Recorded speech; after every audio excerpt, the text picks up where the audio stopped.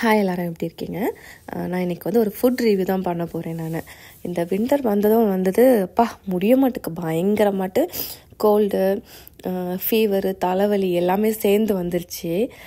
இந்த டைமில் வந்து நமக்கு சாரமாட்டு சாப்பிட்டா இல்லைன்னா சூப் குடித்தா நல்லாயிருக்கும். அந்த மாதிரி தான் நேற்று எனக்கு இருந்துச்சு. ஸோ இப்போ வந்து தைப்பூசம் நடக்கிறனால நம்ம நான்வெஜ் எதுவும் சாப்பிட முடியாது. ஸோ வெஜ்ஜு தான்.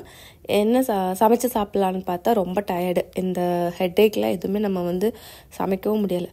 அப்போ தான் சரி நம்ம சவுத் இண்டியன் ஃபுட்டு சாப்பிட்டா நல்லாயிருக்கும்னு சொல்லிட்டு நான் சர்ச் பண்ணும்போது சங்கீதா ஹோட்டல் வந்து ரொம்ப பக்கத்துலேயே மார்க்கம் அண்ட் லாரன்ஸில் வந்து இருக்குது.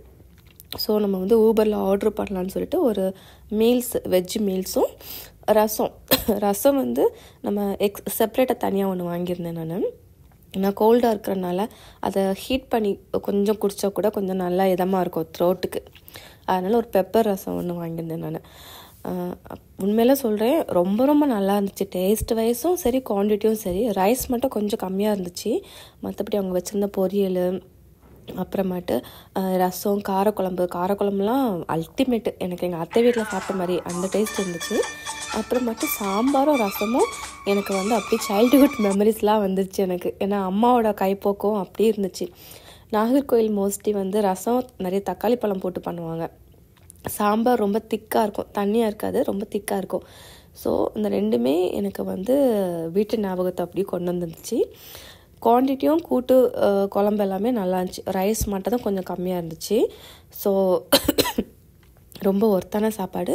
நீங்களும் யாராவது பக்கத்தில் இந்த ஸ்கார்ப்ரோவில் இருந்தீங்கன்னா உங்களுக்கு சவுத் இண்டியன் நம்ம நாட்டு சாப்பாடை சாப்பிட்ணுன்னு நினச்சிங்கன்னா நீங்கள் வந்து கண்ணை மூடிட்டு சங்கீதாவை ட்ரை பண்ணலாம். ரொம்ப நல்லா இருக்குது அங்கே உள்ள சாப்பாடு.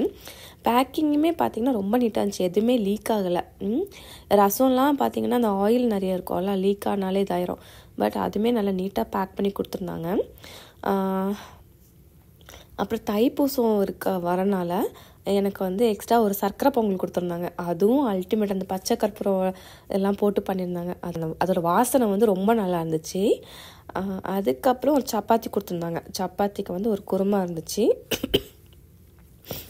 அப்புறம் ஒரு மெதுவடையும் ரொம்ப சாஃப்டாக ஃப்ரெஷ்ஷாக இருந்துச்சு.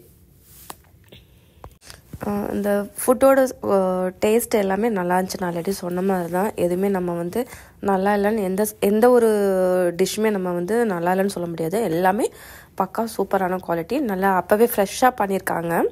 நமக்கு ஃப்ரெஷ்ஷாக பண்ண டேஸ்ட் ஃபீல் ஆகும்ல, அந்த மாதிரி இருந்துச்சு. ஒரு சின்ன இது என்னென்னு பார்த்தீங்கன்னா, ரைஸ் மட்டும். இப்போ நம்ம ஊர்லலாம் ஒரு ரைஸ் வாங்கினா, ஒரு பார்சல் வாங்கினா ஒரு 2 பேர் ஷேர் பண்ணிக்கலாம். பட் இங்கே வந்து ரைஸோட குவான்டிட்டி ரொம்ப கம்மியாக இருந்துச்சு. ஏன்னா எனக்கே அது காணலை. ரொம்ப ஒரு குட்டி பாக்ஸில் தான் இருந்துச்சு.